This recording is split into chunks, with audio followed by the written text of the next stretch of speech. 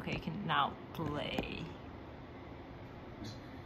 What's extraordinary about humans is that we may be the only species where a smaller individual can defeat a larger individual. A smaller group can defeat a larger group. And history is riddled with these examples. Just to pick one, in Montenegro, in the early 1600s, the Ottoman Empire invaded with a force that was 15 times the size of what the Montenegrins could muster.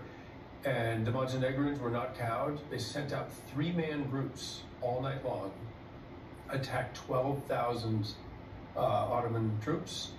They attacked them all night long, mounted a huge attack at dawn, and killed a third of the invaders and drove them off.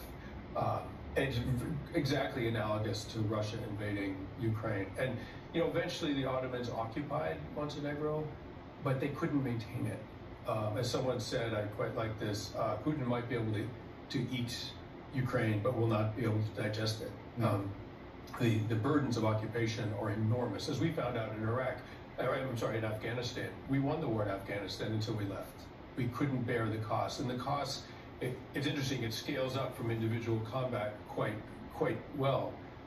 When you have a small fighter in the ring fighting a larger fighter, big muscles are strong, but they burn through a huge amount of oxygen, right? So the large fighter, if he doesn't win quickly, might not win at all because he will get exhausted. And it's exactly the same for the military. Large militaries burn through a huge amount of fuel and ammunition and food, and they can't sustain it forever. Small insurgencies can, and they basically have to not lose, and eventually they win. Yeah, you're right. You have this great paragraph here: from street corner fistfights to insurgencies and wars, size is a terrible predictor of the outcome of human conflict. We're unique among mammals in our ability to defeat a larger, more powerful opponent. The smaller group, the more stubbornly loyal members are to one another, and the harder and costlier they are to defeat. There's also, I have to say, there's been images littered everywhere of just dead Russian soldiers on the ground, and that to me